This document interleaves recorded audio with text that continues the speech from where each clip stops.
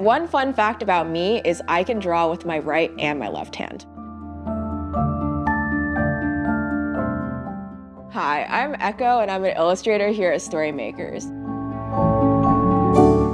I love Easter 3 because we did maps this time instead of comic strips. So you get to follow the map through the Easter story, which is a little bit different from our other adventure zines.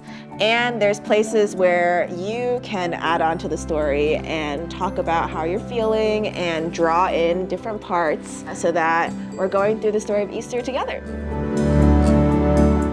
When I get into the Bible to illustrate, I usually read the story and I try to think about how each individual character might be feeling during that story.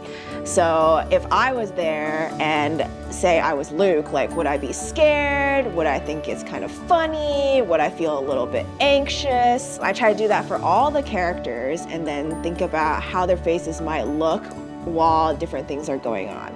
And then doing the backgrounds is super fun because you get to cross-reference the Bible with historical components of the time and get to bring in all different kinds of fun architecture, nature, and social elements that are relevant to the time period and the geography.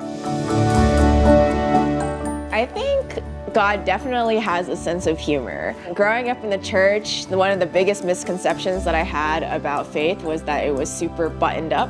And I really like how as StoryMakers, we get to make big topics more accessible for kids. I think it's really relatable for kids to remember that even back then, the disciples were people too. So they thought things were funny and they had their inside jokes. And I'm sure Jesus was just joking around with them all the time too. One thing that I hope that kids take away from our Easter zine is that the Easter story is your story to interact with, ask questions about, feel all the big feels about, and just remember that God is always with you and you're never alone.